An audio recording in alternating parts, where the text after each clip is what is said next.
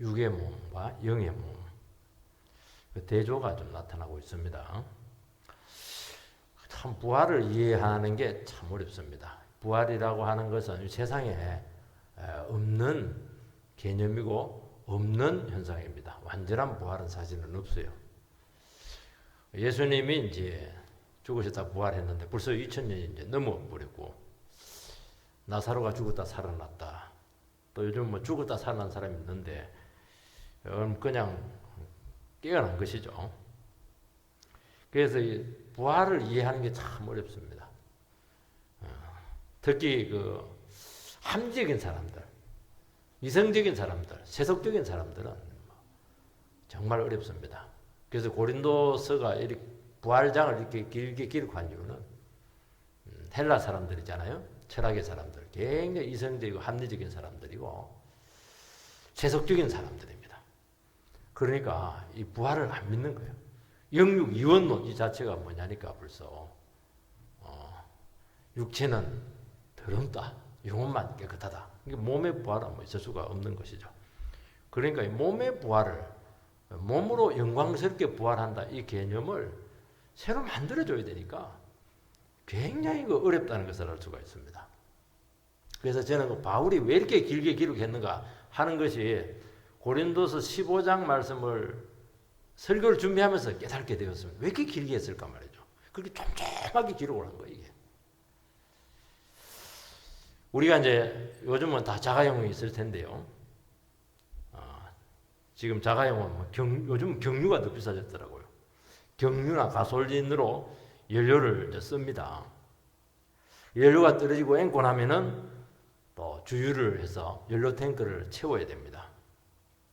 그리고 차는 쓰면 쓸수록 낡아지고 결국에는 이제 폐기를 해야 되고, 그리고 그 세상에 있는 그 연료 재료를 쓰면은 많은 오염을 시킵니다. 예를 들어서 만약에 새로운 연료가 개발이 되었다고 생각을 해보시기 바랍니다.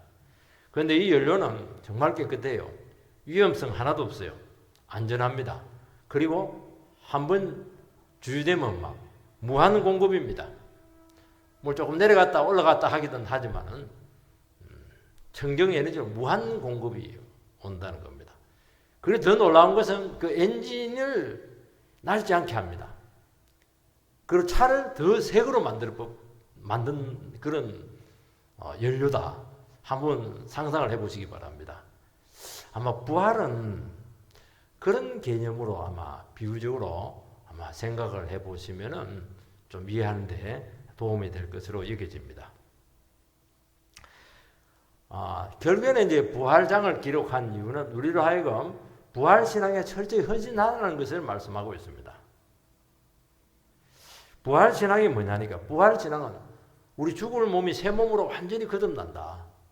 이 몸은 영원히 낡지 않는다. 영광이 있다. 그리고 우리 안에 부활 생명이 계속 역사를 한다. 죽음의 권세도 이긴다.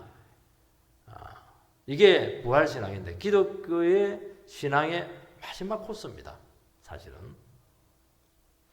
그러니까 이 부활신앙으로 무장되지 않으면 기독교도 다른 종교와 차이가 없다고 여겨지는 겁니다. 똑같아요. 근데 부활신앙 때문에 완전한 차별화가 이루어지겠다는 것이죠. 왜냐니까 부활신앙 때문에 고통을 이기고 죽음이라고 하는 그 현실의 한계를 전부 다 극복을 해낼 수가 있습니다. 쉽게 말해서 우리 안에 새로운 생명, 천국에서 오는 그 청정 에너지가 계속 연료가 공급이 되는 것입니다.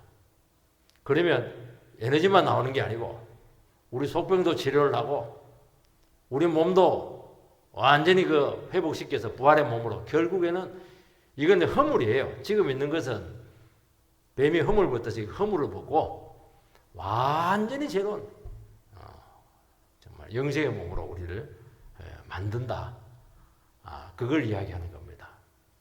이걸 믿으셔야 되는 것이죠. 이거 굉장히 중요한 겁니다. 첫 번째는 현재의 몸과 미래의 몸을 이제 대조를 합니다.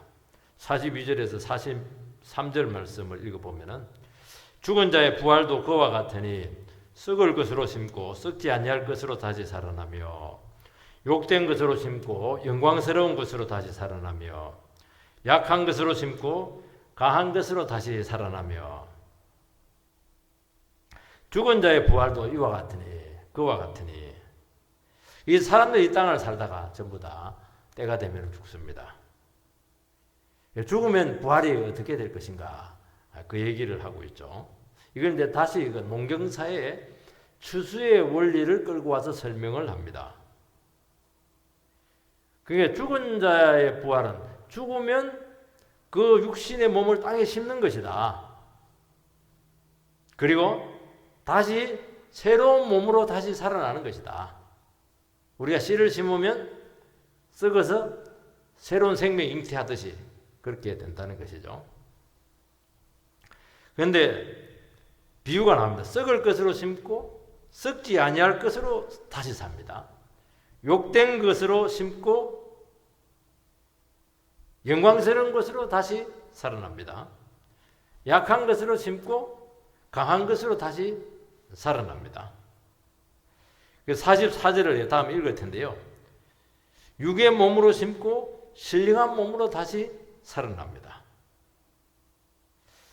그러니까 몸 자체는 없어지지 않아요. 자꾸 신령한 몸이다 이렇게 하는데 헬라 사람들은 신령한 몸이다 이렇게 하면은 실체가 없는 어떤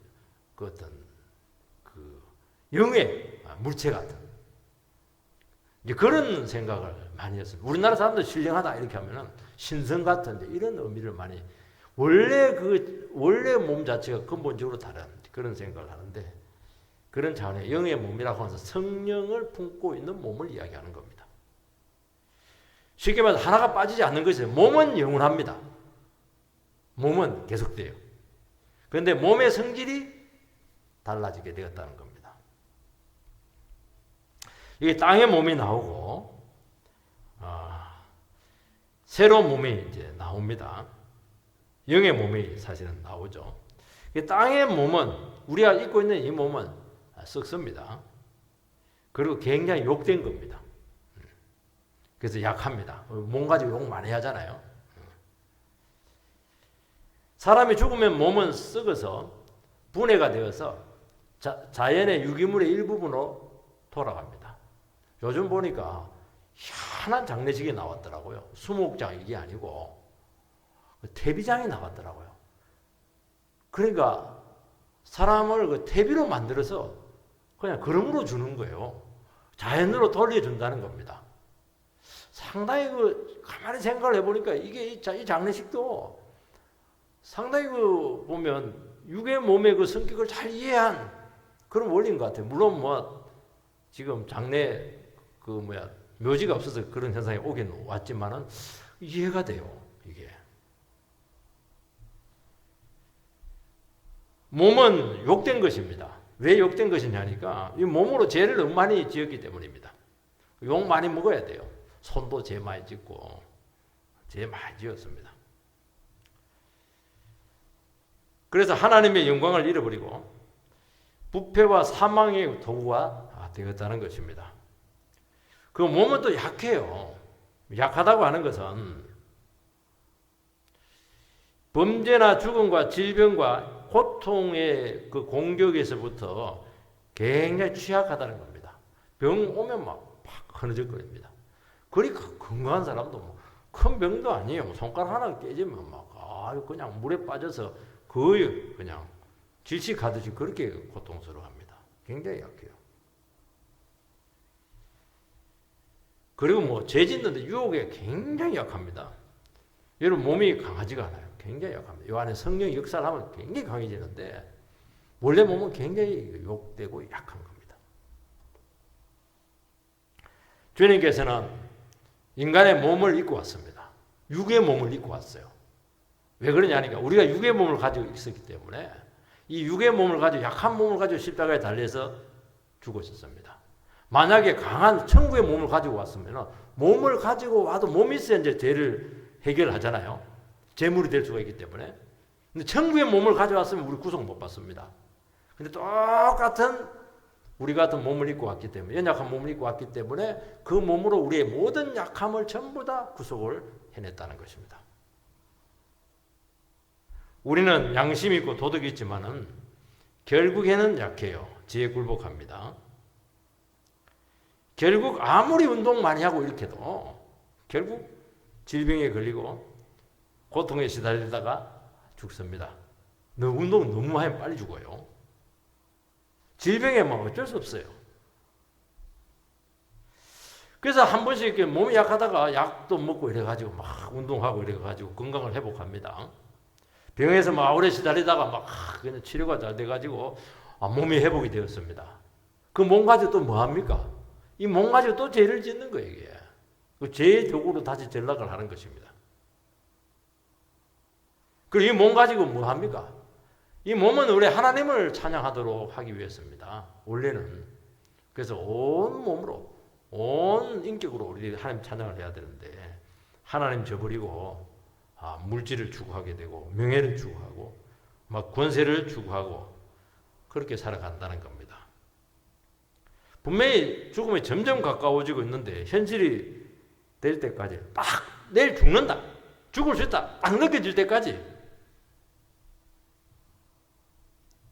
이 몸을 갖고 뭐하냐? 굉장히 욕되기예요. 그리고 우리가 얼마나 몸이 약한가 하는 것을 이게 들여다보지 못해요. 얼마나 유혹이 약하고 얼마나 넘어지기 쉽고 이걸 정말 이해를 못해요. 정말 몸이 약하다는 것을 알면은 우리가 그렇게 몸을 절대로 무리하게 쓸 수가 없어요. 밤새가면서 일하고 40대 그냥 암 걸리고 그냥 쓰러지고 그렇게 할 수가 없어요. 우리 몸을 안다면. 왜 그러냐니까 우리 몸을 들여다보지 못했기 때문입니다. 인생이 얼마나 빨리 시간이 지나갑니까?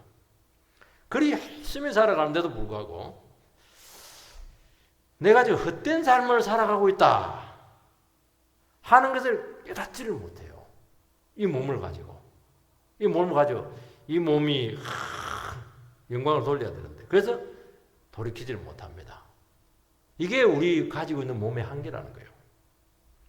44절 말씀을 읽어보면 육의 몸으로 진고 신령한 몸으로 다시 살아나나니 육의 몸이 있은즉 영의 몸도 있느니라. 여기 보면 이제 대조가 나오는데 육의 몸이 있고 신령한 몸이 있습니다. 그러니까 몸이라고 하는 것은 몸을 가졌다고 하는 것은 어떤 몸을 가졌냐에 따라서 이 몸이 작동하는 원리가 다르다는 거예요. 세상 존재 질서에 속했는가 아니면 이 몸이 천상적 존재에 속했는가 하는 것에 따라서 육의 몸이 될 수가 있고 영의 몸이 신령한 몸이 될 수가 있다는 겁니다. 이 세상 질서에 따라서 입혀진 몸은 혈과 육으로 되어 있죠. 혈과 육. 그런데 오는 세상의 존재 질서에 속한 몸은 썩지 않고 죄와 사망의 세력에 굴복하지 않고 하나님의 영광을 입은 그런 영의 몸이 될 수 있다는 것입니다. 그래서 이 육의 몸이라고 하는 것은 아담으로부터 물려받은 몸이에요. 그럼 영의 몸은 바로 나오죠. 예수 그리스도를 통해서부터 물려받은 몸입니다. 몸이 좀 달라요.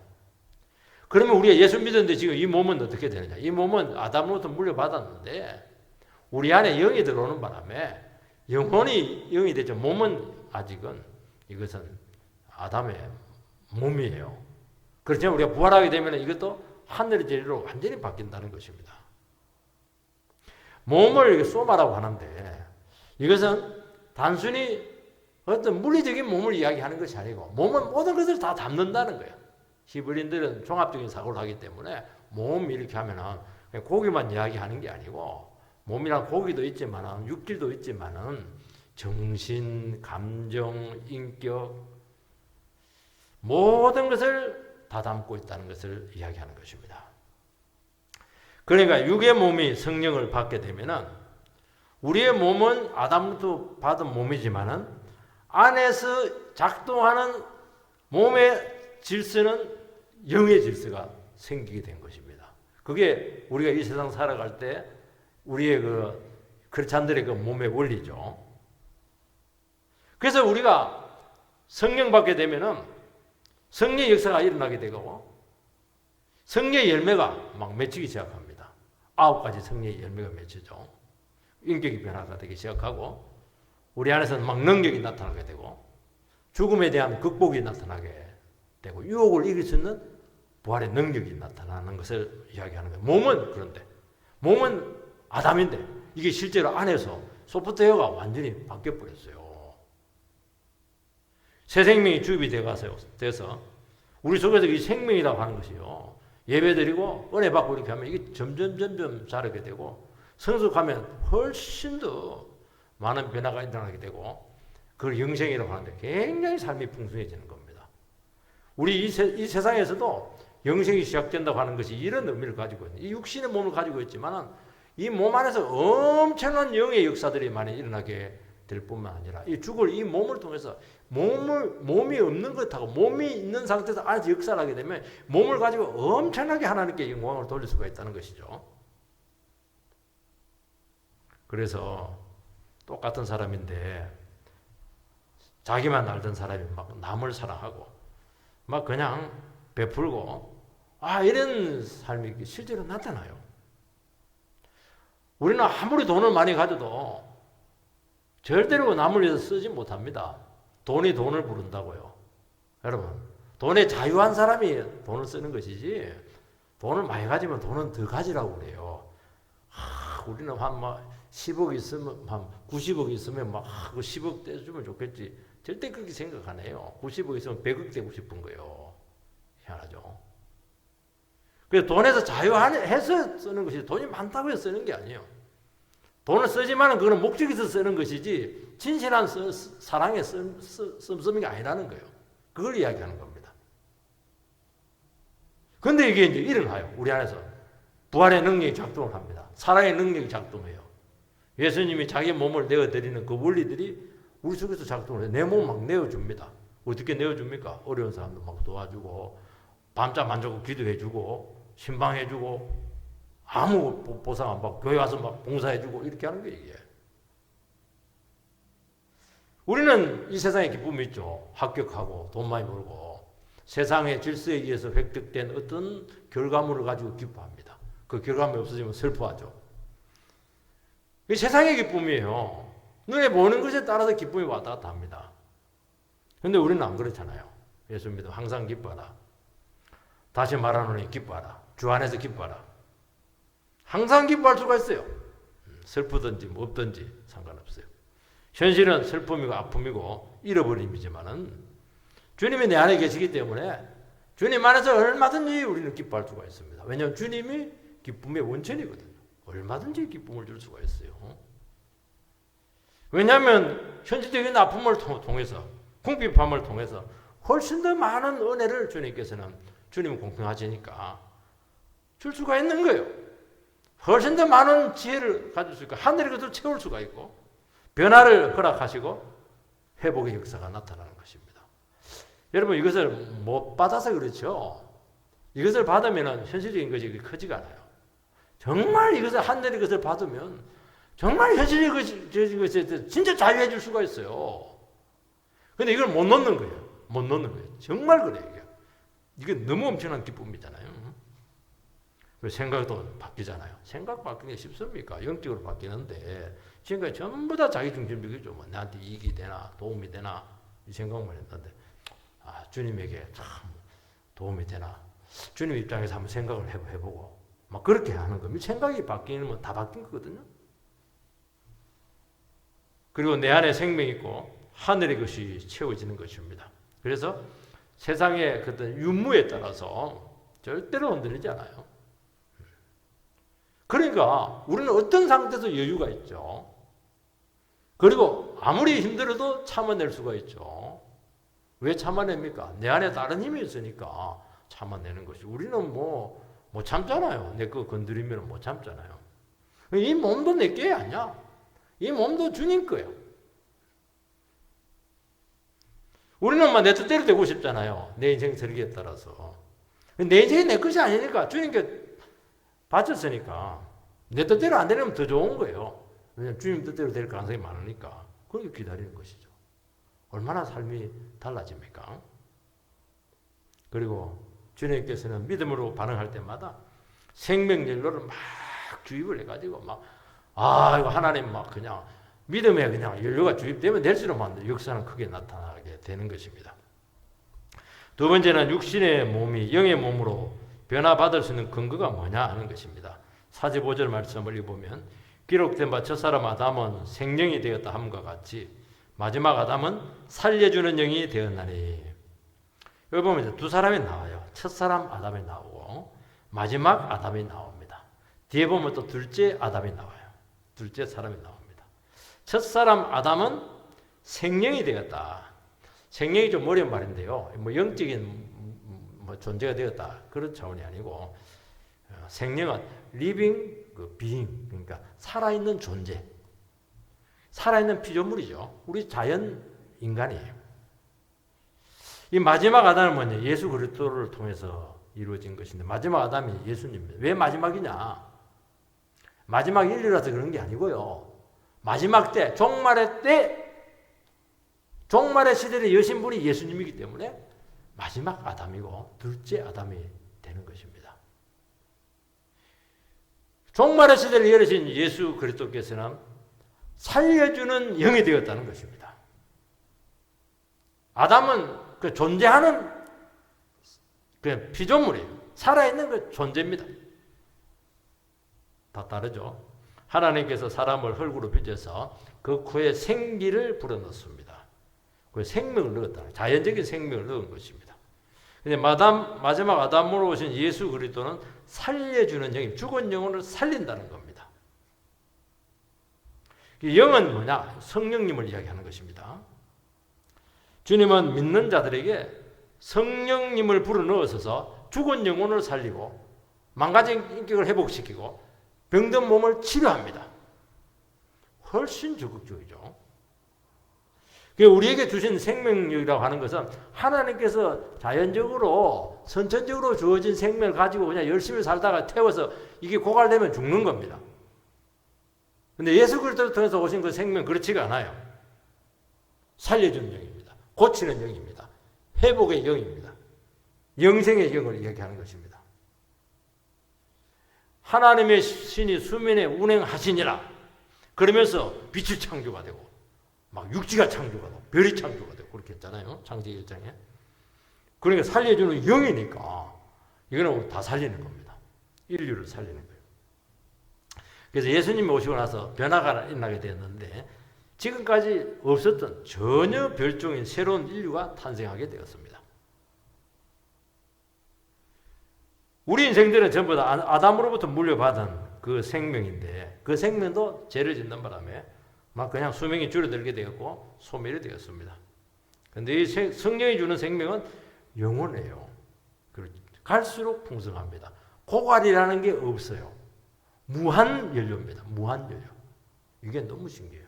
여러분들 기도를 많이 하고 성경 예배를 가운데 들어오라는 것은 이 무한 연료를 여러분들이 예배 드리는 것은요. 지금은 우리 식으로 말하면 차 가지고 주유소에 가서 지금 주유하는 겁니다.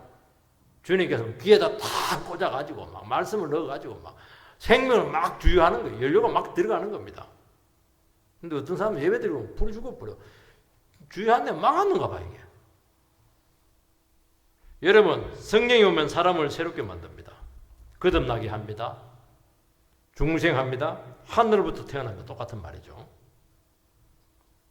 이 생명은 태어날 때 받은 선천적인 생명이 아니고 하늘에서 온 생명이라고 말씀하고 있습니다.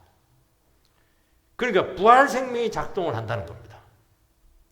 그리고 이 부활 생명은 우리가 떨어질 때마다 그냥 주유하는 것이 아니고 주님과 딱 연결이 되어 있어요. 호스가. 그래서 수시로 그냥 공급이 되는 거예요. 그 양은 차이가 많아요. 어떨 때는 조금 떨어지기도 한데 기다 그러면 팍 올라오고 이렇게 돼요. 그래서 죽을 몸도 부활시켜서 영원히 살게 하는 그런 능력이라는 것이죠. 그래서 영원한 것을 추구하게 되고 창조 목적을 우리가 찾게 되고 하나님의 잃어버린 형상을 회복시키게 되고 급격한 성화들이 일어나게 되는 것을 알 수가 있는데 이것은 우리의 능력이 아니고 성령의 열매로 가능하게 되었다는 것을 이야기하는 것입니다. 그렇다면 우리는 결론이 나와요. 어떻게 살아야 되겠습니까? 우리 안에 무한 에너지원이 왔어요. 우리는 이것을 뭐 사야 된다고 생각하는데 값없이 와라. 누구든지 와라. 갈급한 사람은 다 와라. 그렇게 되어 있잖아요. 나를 믿는 자는 그 배에서 생수의 강이 흘러내리라. 어제나 배에서 나와요. 배에서. 생수의 강이 배에서 나와요. 우리 인격 저 깊은 데서 나옵니다. 신기해요. 배는 뭐합니까? 배는 장기가 있잖아요. 장기. 장기는 우리 전체 기질을 다 관장을 하잖아요. 비위가 약하다. 성령이 역사하세요. 배가 떳떳해지면 비위가 좋아집니다. 건강해져요. 그리고 전부 다 이 감정과 기질을 관장을 해요. 나는 기질이 참 문제가 많다. 감정이 통제가 안 된다. 그러면 기도해야죠. 그러면 생수의 강이 흘러내릴 거는 우리 기질을 회복을 시킵니다. 온전케 만들어요. 모든 만병의 치료는 여기서 오는 것입니다. 그러면 이제 우리가 하는 것이죠. 육의 요소를 자꾸 죽이는 거예요. 육의 요소를. 왜냐하면 그래야 자꾸 성령이 역사하니까 하늘의 능력이 자꾸 공급이 됐다니까 믿음의 행위를 자꾸 하라는 거예요. 그러면 세상과 구별된 삶이 나오는 것입니다. 세상과 다른 것을 추구하죠. 세상에 있는 힘으로 안 살아가죠. 세상에 있는 원리로 안 살아가죠. 그리고 탁월해요. 영원한 것을 추구하잖아요. 본질적인 것을 추구하잖아요. 그러니까 어떻게 인생을 낭비할 수가 있겠어요? 헛된 것이 없어요. 그러니까 예배하고 찬송하고 기도하면서 막 이 능력을 달라고 하는 겁니다. 여러분 세상에서 가장 큰 무기가 뭐냐? 세상 사람들에게 있어서 이 자연적인 생명을 죽이는 겁니다. 아무리 막 그래도 죽어 이러면 꼼짝 못해요. 성령은 아닙니다. 이 세상 생명이 사라질수록 강하게 역사를 하는 것입니다. 그래서 세상을 다 이기잖아요. 죽음을 이겨버리잖아요. 46절 보면은 그러나 먼저는 신령한 사람이 아니요 육의 사람이요 그 다음에 신령한 사람이니라. 이 순서가 아주 중요합니다. 우리는 생각할 때 영의 사람, 신령한 사람이 중요하기 때문에 그 먼저 오면 좋은데 안 그래요. 먼저는 반드시 육의 사람이라고 말씀하고 있습니다. 그 다음에 신령한 사람이라는 겁니다. 모든 사람은 자연인으로 태어나서 예수를 믿음으로써 영의 사람이 됩니다. 육의 몸에 영이 들어옵니다. 그리고 결국에는 나중에는 그 육의 몸을 벗고 육신의 장막을 벗고 새 몸으로 부활을 합니다. 이게 원리입니다.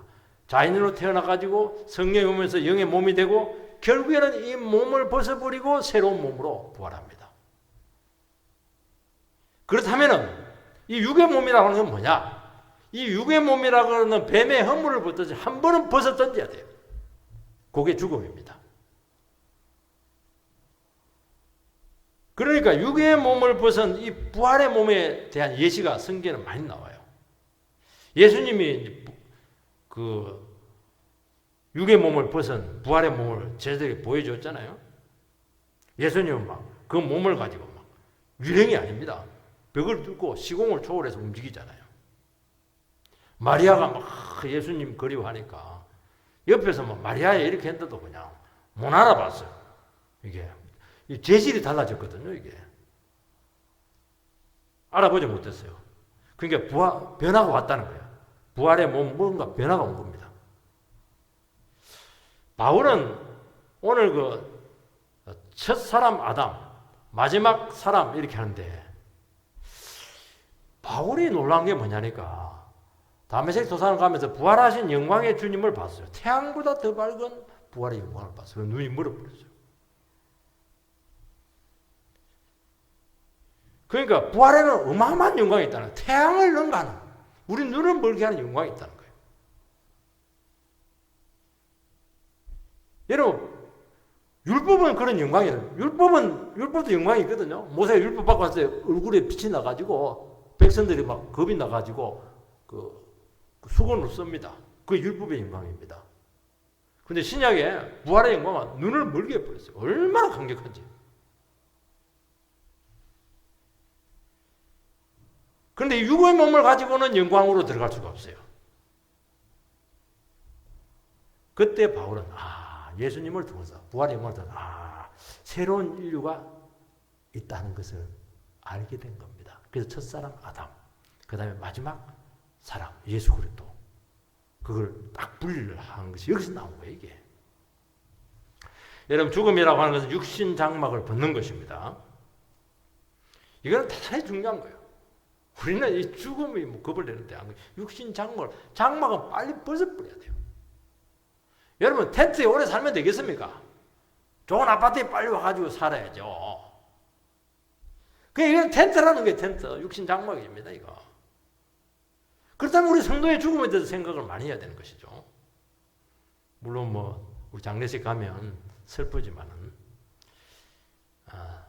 슬픈 것은 아쉬움이죠. 아쉬움인 것이지 그 슬픔에 묶이지는 않아요. 어떤 사람 평상시에 잘못한 사람이 장례식 때였으면 거기서 그냥 정말 꼴볼 수 없는 그런 모습들을 한 모습을 보이는데 평소에 잘하죠. 왜냐하면 새로운 몸으로 변화될 소망을 우리는 거기서 알기 때문이죠. 그래서 육신의 장막을 벗는 것이 슬픈 것이 아닙니다. 아까운 것이 아니에요. 하나님께서 이 육신의 몸을 가지고 70년을 쓰게 하시고 80년을 쓰게 하시고 100년을 쓰게 하시고 그 몸을 죄도 지었지만 또 같이 교제도 하고 사랑도 하고 얼마나 감사해요. 이제 다 됐으면 그 반납을 해야지. 내 것도 아닌데. 그래서 우리 육신 장막을 벗는다는 의미에서 이 몸을 하나님께 다시 돌려드리는 거예요. 그동안 하나님 잘 빌려 썼습니다. 그래도 고장 안 나게 80년 동안 잡아 돌려주니까 얼마나 감사해요. 세상에 이런 기계가 어디 있어요. 80년을 그냥 물론 고장이 조금 나지만 쓸 수 있는 기계가 어디 있어요. 하나님께서 만드셨으니까 한 80년 살고 이렇게 하지. 정말 위대한 거예요. 이제는 가져가세요. 반납식이에요. 반납식. 태물된 그거. 안 가져가면 어떻게 하려고 그 태물 그거. 아깝지 않죠. 그래서 기꺼이 육신을 벗어 던지는 것을 순교라고 하는데 그것을 최고의 영광으로 취급하고 있습니다. 그래서 우리 예수를 믿으면 부활 생명의 역사를 해요. 죽음이라고 하는 것은 육신이 추하고 약하고 썩는 것인데 이것을 땅에 심는 겁니다. 이제 없어지는 거예요. 그러면 썩지 않고 강한 것으로 영광스러운 것으로 회복이 된다. 부활된다는 것입니다. 이 생명 그 안에 급격하게 일어난다는 것입니다. 그렇다면 우리는 이 세상 살아가면서 육신 생명에 결코 연연해하지 않아야 될 줄 믿습니다. 이 몸 그렇게 신주다시 모시듯이 그렇게 하지 마세요. 한갓 좋은 거 다 먹고 때 빼고 강내고 그 좋지가 않아요. 반납해야 될 건데 내 것도 아닌데 그냥 좀 어떤 사람은 그 사람 안 보이면 견디지를 못해요. 그러나 이것을 기꺼이 벗어줬을 때 부활 생명이 나타나게 되고 이 능력이 영혼을 살아있게 하는 겁니다. 우리 영혼이 막 살아나요. 오늘 기독교가 많이 세속화되었습니다. 많이 연약해졌습니다. 그리고 일반 종교처럼 바뀌었습니다. 그리고 많이 부패했습니다. 그걸 이유는 딱 하나예요.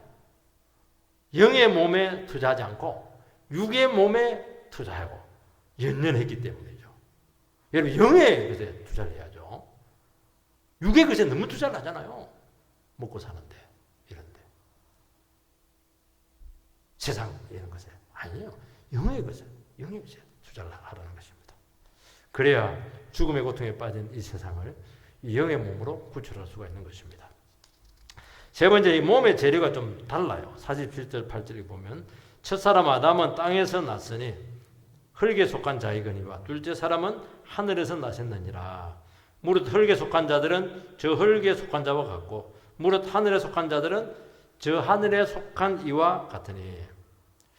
이 우리가 갖고 있는 육의 몸, 자연인은 이 재질이 흙입니다. 진흙입니다. 너는 흙이니 흙으로 돌아갈지니라. 그러니까 이 몸이 굉장히 체질이 약하다는 거예요. 근데 이 새로운 인류는 하늘의 재질을 가지고 나서 하늘에서 났습니다. 땅의 것이 아니라는 거예요. 여러분 재질이 다르다고 하는 것은 그 재질이 어디에서 왔느냐 하는 것은 대단히 중요한 겁니다. 여러분 이태리제, 독일제, 일본제 옛날에 참 좋았는데 그 재질이 있다는 것은 일본제가 왔다는 것은, 일본 제품이 왔다는 것은 일본의 그런 밥솥의 원리를 우리에게 가져온 거예요. 하늘의 재질을 가져왔다고 하는 것은 하늘의 원리를 우리 땅에 가지고 온 겁니다. 이 몸에.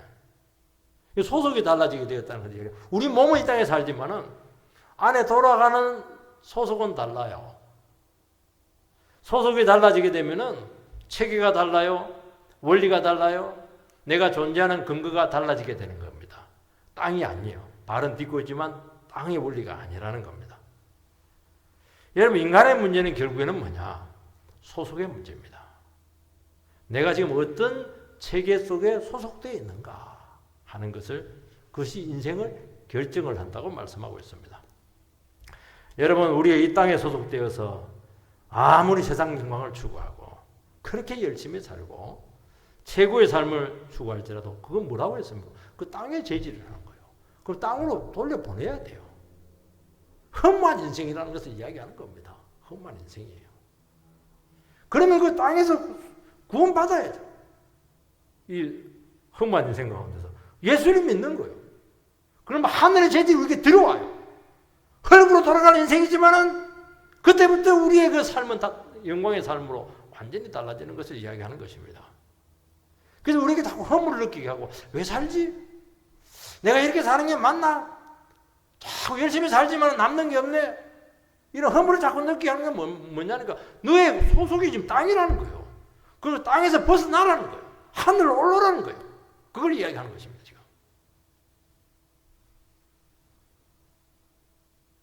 여러분, 이 세상에서 아무리 열심히 살아도요, 자연적인 생명을 많이 낭비하고 너무 많이 쓰면 일찍 고갈됩니다. 이 세상이 소멸되고 세상이 망할 때 사라지는 험한 인생이라는 것이죠. 절대로 그 세상 운명을 벗어나지 못해요. 여러분, 하늘에 소속되면 세상의 조건이 결정적이지가 않아요. 외모가 뭐가 결정적이에요? 내 능력이 뭐가 결정적이에요? 내 출신이 뭐가 결정적이에요? 사회적인, 자연적인, 육신적인 제약이 결코 우리를 얽어매지 못합니다. 얼마든지 극복해낼 수가 있어요. 그 예수 믿는 게 위대한 겁니다. 장애가 무슨 놈이 우리 인생을 결정합니까? 장애인으로서 얼마나 위대하게 살아가는 사람들이 많은데요. 정상인들은 그 몸 가지고 죄를 짓는데, 장애인은 뭐 죄 짓기도 힘들죠. 그 몸 가지고 하나님을 찬양하는데 막 어마어마한 능력이 나타나는 거예요, 이게. 여러분, 우리의 존재와 능력과 가치는 이 땅에서 오는 것이 아니고 하늘에서 오기 때문에 가치가 있다는 거예요, 이게. 그러니까 세상과 다른 삶이 나오죠. 우리 비록 육신은 가지고 살지만은 우리는 새로운 인류입니다. 돌아가야 될 본향이 있습니다. 세상 가치관을 따르지 않고 영원한 것을 구하게 되는 것입니다. 결코 이 세상에 우리는 함몰되지 않아요. 세상 것을 한 번씩 기웃거리긴 해요. 그렇지만 가보면 금방 알아. 이건 땅의 것이구나. 진부하구나. 허무하구나. 아유, 안 하죠. 그거. 텔레비 봐요. 그렇지만 그게 빠지지 않아요. 왜냐하면 그 뻔하거든. 그게. 재미 하나도 없어요. 하늘의 것은 얼마나 재미인데 삼삼하고. 설거 준비하는 게 100배 1000배 낫지. 뭐 돌아다닐 필요는 뭐가 있어요. 설거 준비하는 게 최고로 행복해요. 내 같은 경우. 제 유혹에서 얼마든지 벗어나죠. 세상을 이길 방법이 다 나와요. 더 좋은. 여러분, 우리가 더 좋은 것이 있고, 더 영원한 것이 있고, 더 가치 있는 것이 있고, 더 큰 능력이 우리 안에 있는데, 뭐 세상 뭐 연연하지 않죠. 버리죠. 버릴수록 더 좋은 게 오니까 더 버려버리죠. 가지고. 그래서 부활 신앙에 근거하게 되면은 절대로 세상에서 엉뚱한 짓 안 합니다. 왜냐하면 그렇게 할 시간이 없어요. 낭비할 시간 없어요. 너무 귀한 것이 있는데 그 귀한 것을 추구해야죠. 엉뚱한 짓 안 합니다. 시간 낭비하지 않아요. 생명을 전구를 하죠. 너희도 생명 받으라는 거죠. 다음 세대들을 위해서 투자를 하죠. 우리가 이 땅에 없는 새로운 생명으로 막 살아가는 이유가 뭡니까? 나에게는 새로운 인생이 있다. 너희들도 내 삶을 본받아라. 자녀들에게 너도 막 그냥 돈은 내한테 많이 물려주지 못하겠다만 너도 내 믿음으로 살아. 얼마나 할 일이 많아요. 눈을 뜨게 하잖아요. 신앙으로 돌아오게 하잖아요. 왜 지금 젊은이들이 교회를 떠나고 있어요? 자라난 세대들이 왜 교회를 나오지 않습니까? 그건 하나예요. 기존 성도님들이 세속화되었다는 거예요. 인구 숫자가 줄어들고 그건 차후의 문제라는 거예요. 이게. 여러분, 인생을 결정하는 것은 소중한 인생을 어디에 투자할 것인가? 내 한 번밖에 없는 이 목숨을 가지고 목숨 걸고 내가 추구할 것이 무엇인가? 여기에 대해 분명한 답이 있어야 된다고 말씀하고 있어요.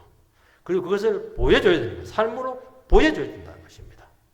그렇게 해서 우리가 부활신앙으로 다시 한 번 더 온전히 회복되기를 주의 이름으로 축원드립니다.